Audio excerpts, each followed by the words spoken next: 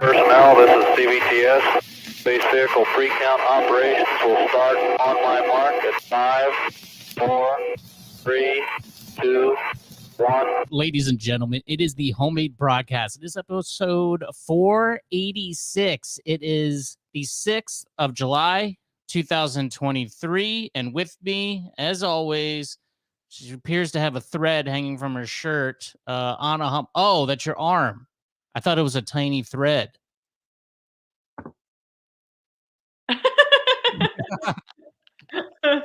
My dad calls them toothpicks.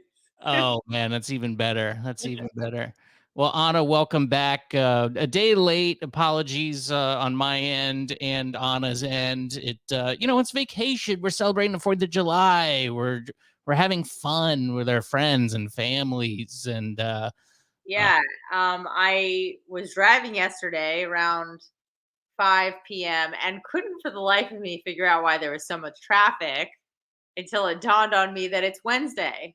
Yeah. It was just a regular weekday. And I was like, oh, I thought it's been Sunday 4 days in a row. That's interesting. That's what it felt like. I don't really mind the holidays on a Tuesday. At first, I was like, oh, man, Tuesday, that kind of stinks. But it's I got 5 days off. Yeah. Yeah. It's like, and I think most people did too. I know there's probably many that didn't, who probably worked, the Monday or didn't take the next day off or whatever. I was back to work yesterday, but it's like, boom, Wednesday is now Monday. And then all of a sudden the weekend is just right around the corner. I mean, tomorrow's Friday. Tomorrow's ready for the weekend. Ready for the weekend. Yeah, it was awesome. How was your, I know we kind of made some tacit plans to get together on the 4th of July, but I ended up not getting home. I was traveling that day. I went up to North Florida, up in Amelia Island, which is near Jacksonville. And my lady's dad lives out there, so I spent some time on the beach and the pool. And it was a great time, but that's a long drive. Florida is a long state, long, thick state with lots of avenues to go down. And I hate driving on the interstate. So we kind of took these back county roads and stuff. And it was kind of cool seeing, Florida. I've lived here my entire life, but I've never really seen the country or the, the landscape that Florida has to offer. And it even inspired a movie selection of all things. When we were driving up on Friday, we drove by the mental hospital, the state mental hospital, that I think there's only a handful, maybe one or two that exist now. They used to be all over the place. And then Geraldo Rivera did a expose in the late 70s, early 80s, and about the mistreatment of some of these, vulnerable populations that live in these mental institutions, and then got them all shut down. And then all these people who should be, medicated or getting treatment are now just living on the streets. So that's the alternative, the trade-off there. And there was actually, I was like, oh, look at that. There's a mental hospital right there. And then we started looking into famous people who have, been there, are not maybe famous, more infamous people of note that have been in this hospital. And then we found this guy. I can't think of his name. I can't think of his name, but he was in this hospital. And actually the Tampa Bay Tribune back in a long time ago, broke another story about mistreatment there in that hospital, and it inspired a film called, I believe it's Chattahoochee.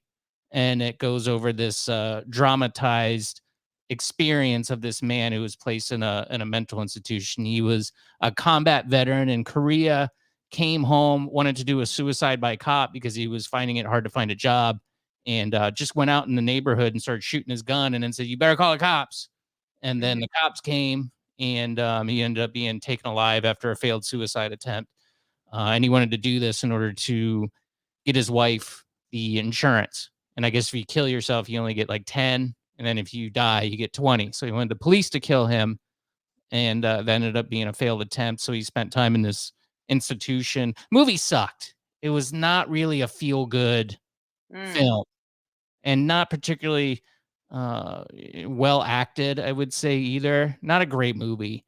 But it did inspire, the tale. So if you're interested in that man's story, Chattahoochee, about the mental institution in Florida, free on Tubi. Not an endorsement because it sucked. I would not watch it. I'm just saying I did. That's all.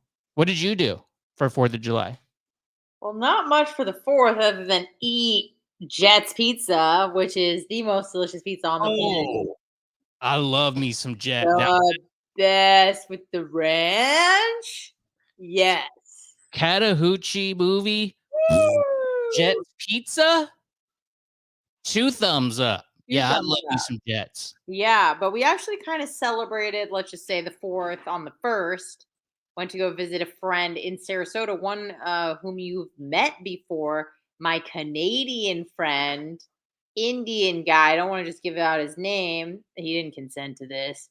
But we went to go visit him. He actually lives in Sarasota because he was staying with a friend in Sarasota, and then they just got married. How do I know this person? Did I? Well, you were blacked out when we all hung out a long time ago. I want to say it was November of 21. Okay. Well, I don't recall, but That's maybe it was all fine. That's fine. Yeah, we went out. We met you, and I think Zach was in town. Your buddy Zach was in town. Oh, yeah, no. Oh, yeah. I do remember that. Guy, Brown. He was staying with a friend, his other friend in Sarasota, and then went back to his home country of Canada, and then returned to visit last year in November, same deal. And then was like, you know what? I'm gonna stay, and we're getting married. Oh, wow. So they went from friends to lovers to husband and wife in about 3 weeks. Holy, whoa. Yeah, it was a whirlwind. This happened in April of this year. So Wow. I remember going out there to see him, and we chatting it up, and he's like, I think she's throwing out signs. I don't know. And then I'm like, he's like, what do you think I should do? I'm like, you got to talk to her. I can't give you any definitive answers because you don't have enough information to make really a responsible decision. So we kind of cornered her and questioned her, and they talked, and they decided that they were going to start dating. And then I hit him up like 2 weeks later going, how are things going? He goes, get married on Thursday. And I was like, what? So we got married so that he wouldn't have to leave the country like a month later. So Holy moly. Wow. Well, I guess congratulations. Although I don't know if you should admit that. Well, you didn't say his name. That's good because I think that could technically be fraud, but you didn't mention his name. So I think we're okay. Didn't mention his name. Don't know who it is. This could be just a story that's just made up. Making it up. But yeah, so it was his birthday. His birthday is on Canada Day. Gross. So, but we ended up just going there. It worked out. Much like you said, there was booze and there was a pool and some sunshine, and I was in my happy place. So worked out during the holiday. Wow, I'm not surprised, but my Lord, what a task that is when it's like vacation day. That's good for him. I mean, you got out of Canada. That's great. You know, happy 4th of July for that. And then also Canada is burning through the wildfires, which is awesome. Yes. Yeah, not great. Not great. Well, it's all right. They'll be fine. Canada's burning, you know, happy 4th of July. And also France is burning. So happy double 4th of July, America 2, other countries 0. That's what I like to see. Good. Yeah. Let it burn. Let it burn. Let it burn indeed. I found this bottle of booze that I've been searching for well, since it came out. It's not Did that you hide it from yourself? Did I what? Did you hide it from yourself? No, I found it in a liquor store. I'd never find anything. Oh, you said found. I was thinking like it disappeared in your closet or something. No. I have all my bottles on display back here. I wonder if I can show them to you here. Oh my God. Wow. So much has changed since I've left the area. Yeah. Yeah. I got some shelves up. I got all my bottles there. Yeah. But I found a bottle of Jack Daniel's 12, which is a very sought after bottle right now. Never knew about it. I know Jack Fire. Yep. Same company. That's it. Okay. Same company. But yeah, so I found that, and then they also had a 10-year edition as well. And for some reason, I didn't buy that because it seemed like, well, it was a lot of money. The one bottle was 99, and then the 10-year one was 89. So does that mean that they make a bottle, they label it as 10, and then they lock it in a closet for 10 years? Well, sort of in a way. What they do is they distill the liquor, and then they put it in a barrel. Typically it's I believe it's oak or yeah, I think that's right. Maybe I don't know. Oak. Let's just go with oak. Some sort of wood barrel, and then you put it in a rick house in a building, and you let it sit for however long you want. 10, 12 years, 17 years, 18 years. Some go as high as 20 years. And then they take it out and they bottle it up and sell it. So this was one that was aging for 12 years. That this is how I spend most of my time, is like listening to bourbon podcasts and going on bourbon websites and finding out when these releases are. It's really gotten God. to a weird spot in my life. I don't really like it. I don't Such approve. as 38, right? Yeah.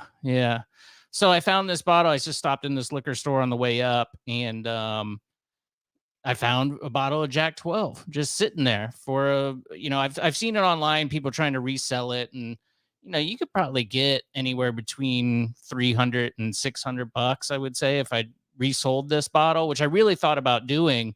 How much did you buy it for? 99. Got it for 99 bucks. Yeah. And Which is just slightly over what the manufacturer suggested retail price is. I believe that's like 75 or 79 or something, and I paid 99. So that, no problem. Happy to do that, because a lot of these stores in Florida, especially, they can sell it for whatever they want. So you get a bottle that's suggested retail price of 49 bucks, like a E.H. Taylor or something like that, and then they end up selling it for there's some of them as high as 300 bucks on sitting on the now, wall. when you have these fancy bourbons, Will, and be honest, don't be an a-hole about it. Can you really tell the difference? You can't.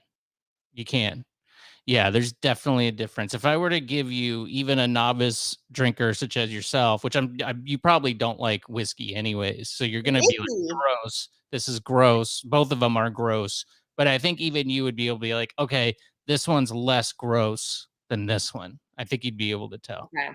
It's smoother, I believe, is the adjective that they use. Yeah, I listen to a lot of these things, and they have like tasting notes. Well, they'll be like, I taste some black cherry and cedar and vanilla and leather. And I'm like, Who wants to taste I don't leather? know. I don't know if I get those. It's not like you're chewing on a belt, though. It's like a subtle thing that you pick up, just like I understand wine. what notes are. I get that, Yeah. but Yeah. I don't know. You know what? This is just something that is kind of like a niche deal that you like, and I just not interested in it. Oh, I get it. You know? And it's not really. There are going to be some women out there who are going to scoff at this, but it's not really a woman thing. It's Wine, though, on the other hand, same deal. I met a chick when I was in Idaho, not met, but knew and reconnected with. She knew so much about wine and the aging process with that and the stems and the alcohol content. And it was like exactly what you know about bourbon, but just a wine deal. And to me, that it's funny because like that's like more of a feminine thing, but essentially it's the same thing. She knew all, like you said, all the type of wood, the barrel, the grapes, where they come from, what makes it red, what makes it white, what makes it rosé, but it's wine instead of bourbon. So yeah. I mean, and I know that there are quite a few gals that are into the whiskey thing, but when you think whiskey, you just think of like a cowboy, rugged, like, oh, this is disgusting, and this is I don't not into this. And let me ask a question, and you this is a whiskey trivia one. All bourbons are whiskeys, but not all whiskey is bourbon. Correct? That's correct. Yep. And the protocol, do you know why that is? Yes. Because bourbon is distilled in Kentucky. That is incorrect. You can make bourbon anywhere in America. It's an American spirit. If you use a recipe that's a whiskey and you make it in California, it could still be a bourbon. But if you make it in Canada, it's a Canadian whiskey. Or South America, then it's just garbage. Well, Don't. what about the whole Kentucky deal? Or the Mississippi River or something? There's something there. The Kentucky thing, it's where most of the distilleries are. There's like, the Row there, the Lux Row, and all these distilleries out there. So Kentucky's the most famous.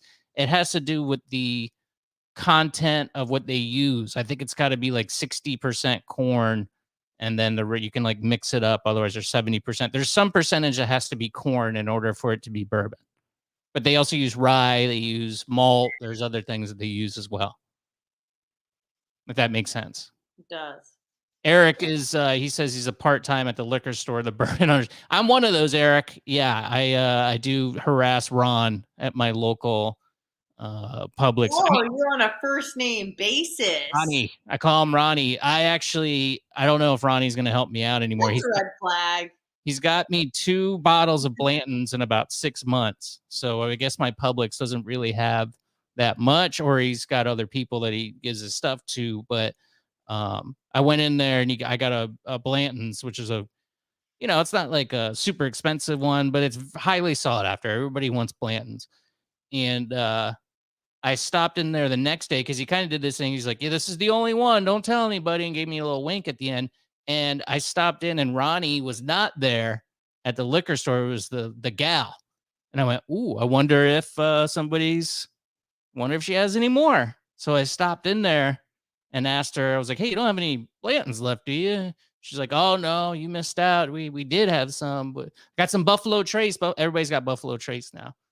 But you like Buffalo Trace? I do. What's like your top your preferred bourbon that's not like ridiculously priced?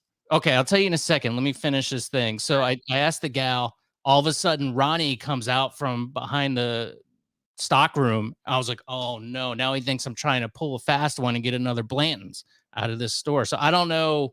I wasn't in town this week and it was the holiday. So I don't know how he's going to react next week to me, but he seemed a little disappointed in me for trying to sneak another one. So Eric, yeah. Let me know what Publix you're at so I can come bug you, because you can save me some good stuff. You know what I mean? Come on, Eric, my man, my guy. Certain things I'm looking for. So no, I'm kidding. Unless you're going to do it. So what bourbons do I like that are affordable, you say? Yeah, nothing like, oh, it's $600 a bottle. Like, get real. Something that is like affordable. I don't have any that are $600.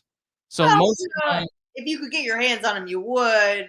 Maybe you've tasted it once in your life, but typically, what do you go for? So I do. The hobby has kind of become I spend some time on it, and I have a bunch of bottles back here. If I were to say some that, hold on a second, hold it down for 1 second. I'm just going to go grab the bottle. I'm going to be real quick. This alcoholic boozer biatch has a problem, and I'm about to call it. Hey, what's up? Hear you. I'm assuming you're not slandering me. I'm assuming you're not slandering me or my husband. No, never. I would say one of the ones I really like that you can find semi-easily is this one. This is Jack Daniels. This is Wild Turkey Kentucky Spirit. It's a single barrel. I believe it's the Kentucky 151 single barrel is essentially what this is. What does that go for? I believe anywhere between, it went up in price recently, but it's anywhere between like $60 and $70. So it's not super cheap, but it's good. I like it. It does kind of vary because it is a single barrel. So you're only getting one barrel once, whatever the recipe was. I had one from Whiskey Willie's that they did a store pick, where they went and picked a barrel and bottled it and sold it in their store exclusively. And it wasn't that good. First one I had was great. This one I'm not sure about. We'll see. I'm trying to look to see if I can find one that's not super fan. Oh, all right. Hang on. Don't slander me. Hold on 1 second. I'll be right back. Will's got issues. He's got problems. He's a lush, and we're going to have an intervention. I'm assuming Anna was saying nice things. Mm-hmm. And I would say the second one, it's not impossible to get. I had to visit a lot of stores though, and I found it just sitting on the shelf. And Johnny Drum. This is a Willet product. Johnny what? Johnny Drum. It's called. Drum.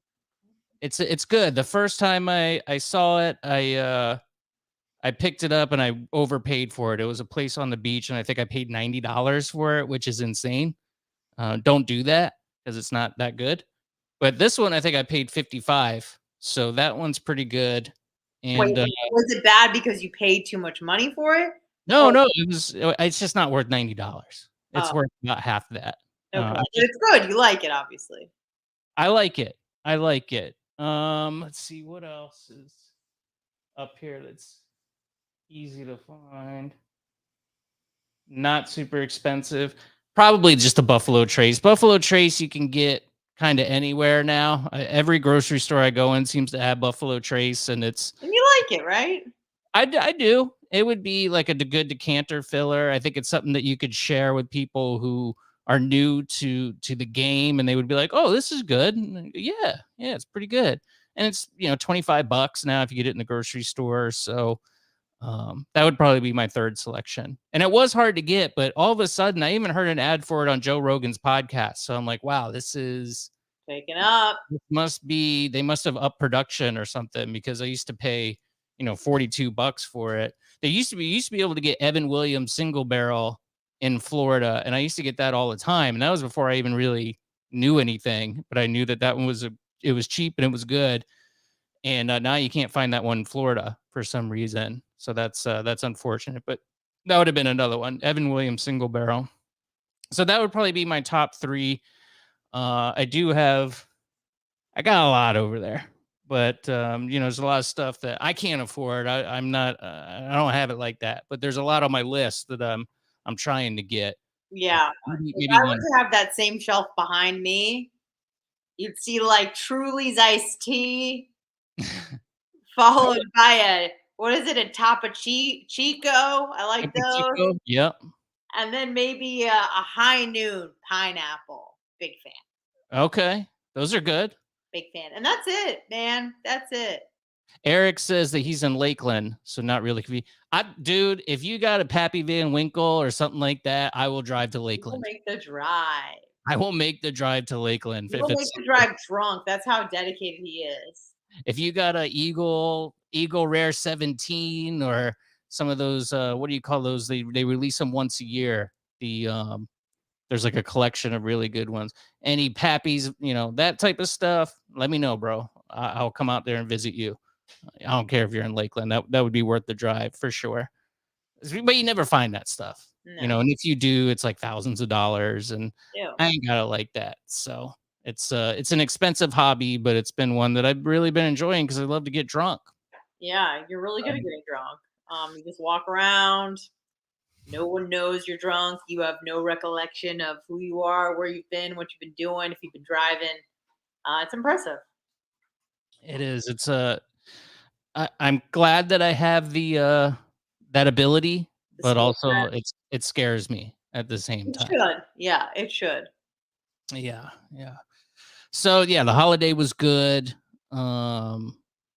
We had this weird interaction.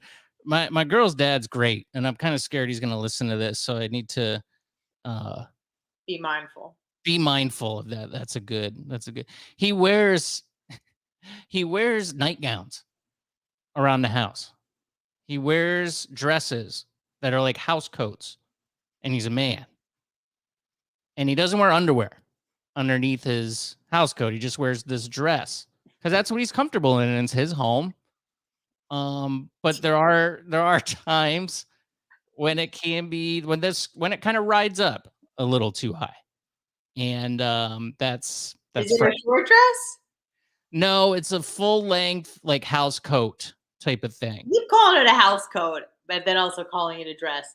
I have a feeling he's not in a trench coat. I feel like this is. Oh, it's not a trench coat. It's not a trench coat. Is this like a old Western deal, with long johns. I don't know. I need a visual. I'm trying to. It's definitely not the. I just looked up night coat for men, and it kind of looked like what came up was the like Hugh Hefner red pressed, robe type of thing. That definitely was not it. What would you call it? A nightgown, maybe for men? Nightgown for men. Okay, this is closer. This is closer. This thing here. Let me pull it up. My own producer, so please be patient with me. But let me share this tab, present, and then we're going to share the screen, and then we're going to go to Amazon, and we're going to click share. So I think you could see this. Okay. It's a little. It's kind of one of these things. Okay. And they're very bright and colorful, I will say. They look like some like an African dashiki type of very vibrant Well, I'm colors. sure you could get it in plain black, but you're saying your He girl's likes dad specifically likes the vibrancy of like fluorescent neon or dashiki type pattern. Correct. Okay. So he's into the wild colors. He likes to show a little flair, not really in his normal garb. He kind of just wears like normal dad clothes, polos and gym shorts. But then when he's in his home, he likes to get colorful and vibrant and wear dashikis that are very bright. So With do no you see his balls, or where are we going with this? Or his I titties? I didn't see his balls, but there was one point where I looked over, he was on the couch and it had ridden up pretty far and you could see where, let's just say you could see the tan lines, where it was way above his leg where underwear would normally sit. There was nothing there. And I was like, wow, he's really not wearing underwear under there. He's going full tilt. That's balls. I mean, literally and physically. And he's pulling it off, right? Like he's pulling off this look. You might be listening. I just don't think anybody could pull off the look. People I can mean, pull it off. I don't know. I gotta be honest. I'm not sure if anyone could pull off the nightgown, no undies look. But I give him like he just doesn't care, which I do respect that a lot. Where you're just like, this is what I'm comfortable with. This is what I'm gonna do. I don't care if I have company. This is how I dress, and I wouldn't have it any other way. It's his home, You and stayed with him. You didn't stay in an Airbnb. we did not. We stayed at his place. Okay. Yeah. Yeah. So there was plenty of opportunities to see him in the nightgown.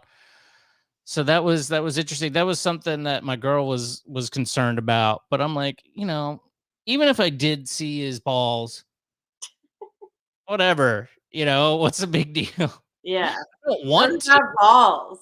I don't want to see them, but I've been in locker rooms before. Sometimes you see stuff you don't want to see. Yeah, Your it happens. journal, whatever. If you were so upset by it, you wouldn't be staying in the man's house. Like clearly, you're willing to take that risk to save a few bucks. I appreciate that. Like, if my mom, I'm trying to think of an equivalent. Like, if we were at some place, my mom's home, and she saw my mom's boobs, I would just be like, okay, well, that's gross.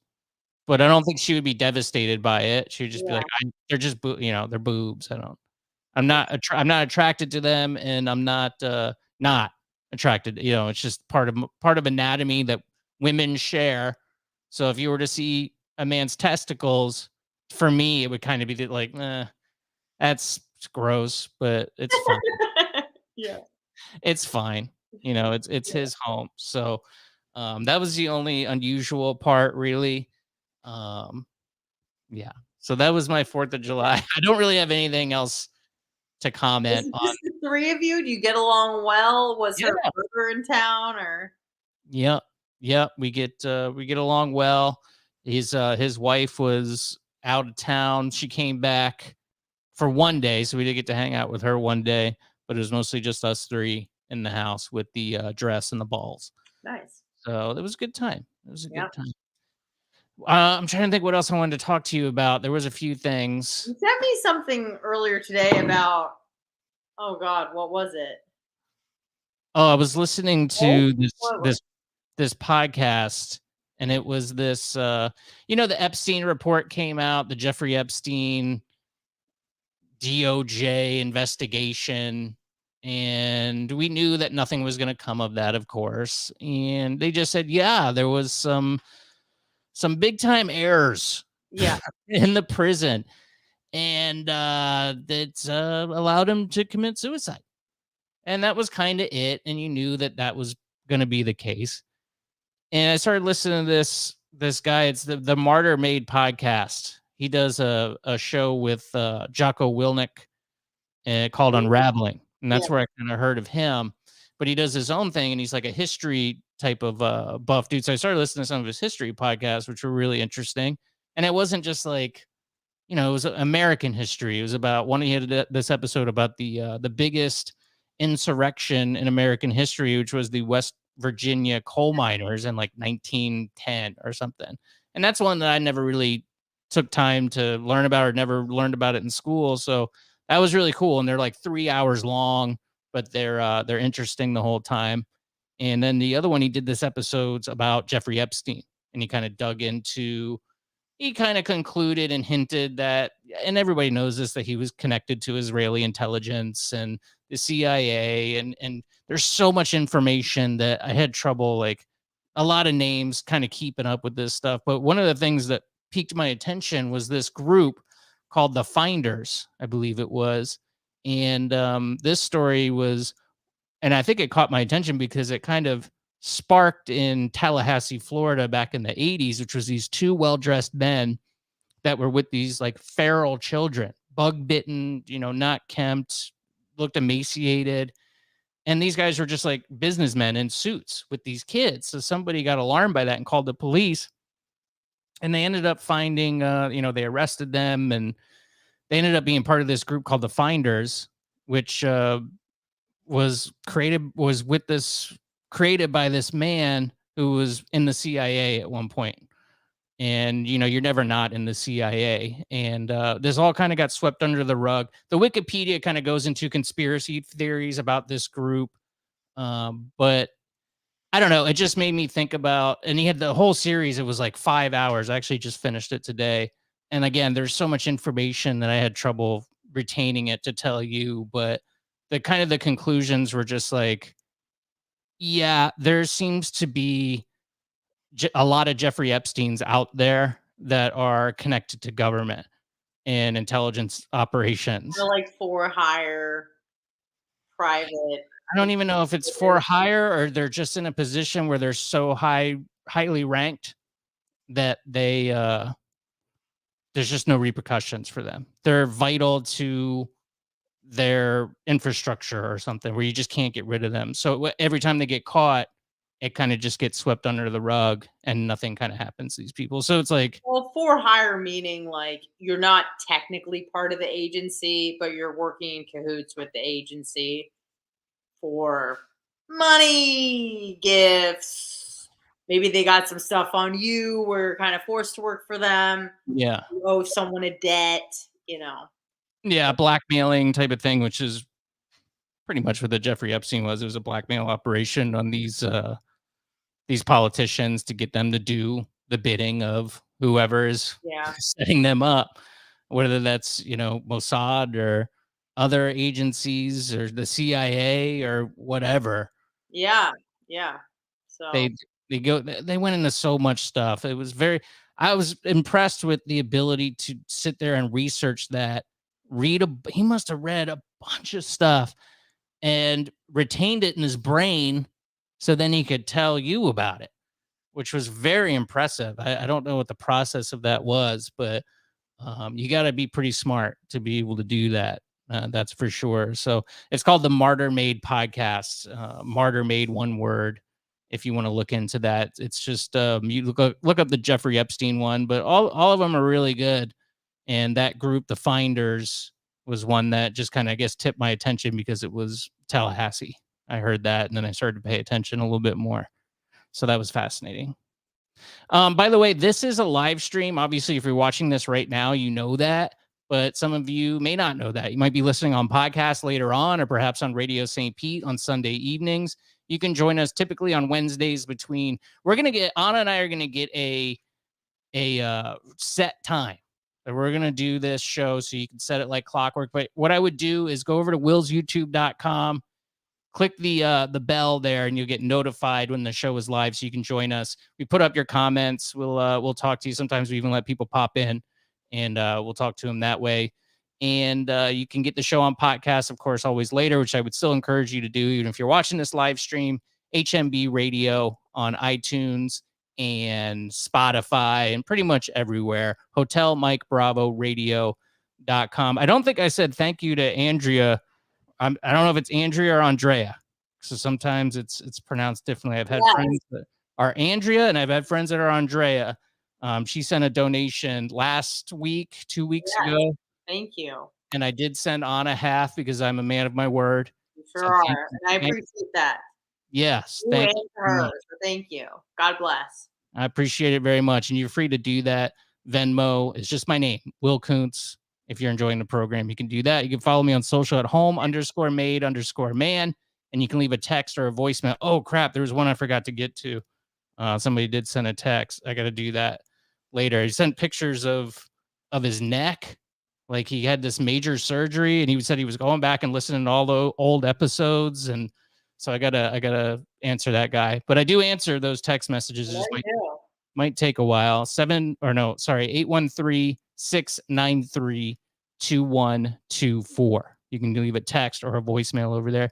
You can email us, thehomemadebroadcast@gmail.com. And all that stuff is at the banner below. So that's the benefit of watching live or on YouTube, whatever. We're on Rumble, doing the Rumble thing. Yeah, Rumble's a good place to be. It is. Where we broadcast mostly for our show. Yeah. So that's a new place, the free speech platform. Are you going to get on Threads? Maybe, I suppose, if it's not a joke. I don't know if this is just, billionaire wars leading up to the MMA fight and what's going on with that. But, if it's a place to be and other people are there, I'm sure that me and Bubba will flock there as well. Wow. Well, Threads is the Facebook or Instagram, which is all the same stuff, answer to Twitter. And it's kind of a fascinating thing because it seems like it's just a place for like journalists and furries, Threads. It's kind of like the left-wing Twitter now. Yeah. Parler was the right-wing Twitter at one point, and now that Elon, has the Twitter box now. Now it's automatically, right-wing. So now they have their own Parler, which is now Threads, and people are already going there and getting banned immediately. So be prepared for that if you do join. By the way, if you do join, Anna, you have to have an Instagram account. Oh, okay. Well, then I think we might be doing the show on Threads, not me, but. Yeah. And if you want to delete it, you have to delete your Instagram account as well. Oh, really? Yeah, I heard it's linked, so it automatically follows all of the people that you follow on Instagram and just kind of transfers that over to Threads. That's what I heard as well. Yeah. So I will not be joining Threads. I don't think. I think I'm capped on any sort of social media at this point. I have Twitter, I have Instagram, Facebook, barely. Don't really use it. I just kind of use it for show prep and to keep in touch with my family, my immediate family. Yeah, I'm not doing anymore. TikTok, no. Everyone, you got to do TikTok. I know, but I'm not doing it. Addictive. I hear it's even more addictive than Instagram, and I'm not trying to find out. So I don't want to be surveilled. I'm already surveilled by the American government. I don't want the Chinese government, infiltrating my devices too and finding out all of my dirty secrets. It's already worse or bad enough that the Americans have access to it. So definitely no on TikTok, no on Threads. I still have Snapchat, which I think I just need to get rid of. I think it's cringe that I have Snapchat at almost 40. That's okay. I had it for a long time, and I kind of like that one. It's kind of fun. You just post a quick pic, and boom, that's it. That's your social media but it's not like I have a ton of interaction on it. or anything. Well, I think it's, probably a bit more fun when you're single, so I suppose. Yeah. Yeah, Right? that's true. Okay. Yeah, that is very true. Mhm. So I'm probably gonna delete that. But yeah, I'm just waiting. Like I want to get banned from these other sites, and I was kind of hoping that Twitter would ban me. Yeah, but then Elon came in and kind of saved the day, I guess. And now I don't have any fear of getting banned, but I also don't tweet anymore. I'm afraid of tweeting. I'm Yeah, self-censoring myself there. it can get you in trouble sometimes. It can. It can. It notoriously does. I have my account locked down right now because I'm trying to look for a day job still. So we're in like 2 years of me trying to find a job, and I just can't find one. Nobody will hire me. I can't even get interviews at these places. So I'm still doing that. And part of me is like, I say a lot of off kilter stuff sometimes on the radio and online. Right. And Just be the culprit. I'm afraid it's coming back. Let's be honest. I'm white and I'm middle-aged and I'm not gay. So that's not helping me either right now. These applications, they'll literally ask you, some of them anyways, what your sexual preference is. I'm like, this is a data entry job. Like, why do you need to know what I like to have intercourse with?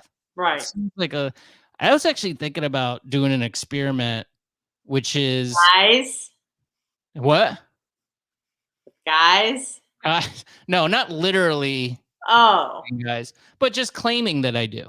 Like next time I get one of those that do the sexual preference thing, click homosexual and see what happens. See if I get any more bites on that one, or maybe Why not? why not? And then if it ever comes down to it, like I get the job, let's say, and then I'm homophobic. Yeah. I have to go to the Christmas party and I bring my gal and they go, what's this about? And then I can just go, oh yeah, it was just a phase. I'm Like, she's not. actually trans. Oh yeah, I could say that too. So there's workarounds with Oh, this. yeah. But yeah, I was with this partner here, and then they decided they wanted to transition. So now it's Julio, and now it's Julia. Yeah. So yep, born male. I don't know how she would feel about that. Probably not good. Well, let's be honest. Who cares? No, I'm just Just kidding. get the job, man. She'll Just be kidding. happy that she got invited to a Christmas party with an open bar. Yeah, I think she would be okay with it. She was look, if it got you this job, then I'm happy to say that I am male to female Right. transition. That's a ride or die right there. It's just the world we're living in, and sometimes you gotta do certain things to get the job done, if you will. All right, are you going to karate class today? What's up? I actually have to move to a Oh, that's right. $1 million residence, so I got to get going because I got to go pretend to be rich. So Great. Well, enjoy that. Thank you so much for your time. Some pics. Yes, I mean, yeah. I want to see it. Yeah. Here's where you're not. This is awesome. Who can I? What do they do for a job? Let's just put it that way. Not working, but their husband is. Okay. What do they do? What does the hubby do? I don't know precisely. I've asked. Oh God, he's a CIA operative. He's framing. No. It's more just like he's like a CEO, CFO of some company. CFO, CIA. All the acronyms. DOJ, whatever, dude. But running some sort of ring to frame politicians for the Israeli government. I wish that would be cool. Many such cases. I tell you what, we'll enjoy that blood money. Thank you. Have a good time. Enjoy your stay, and I'll talk to you next Wednesday. If not before, I don't know what you're doing this weekend, but if you need company at the Penthouse, let me know. I will. I will let you know. Bye-bye. Bye. Thank you, folks. We'll be live on the Johnny B Show at 8 tonight, so I got to get moving, get some food, and go to the radio station. So that'll be fun. Hopefully, I'll see you then at 8 p.m. on the bone. And share this podcast. If donate if you feel so privy to. You don't have to, of course. This is always free, but it's nice. It's a nice little thing. And social media is very important before I get banned or sell out. Home_made_man. Appreciate you, and goodbye.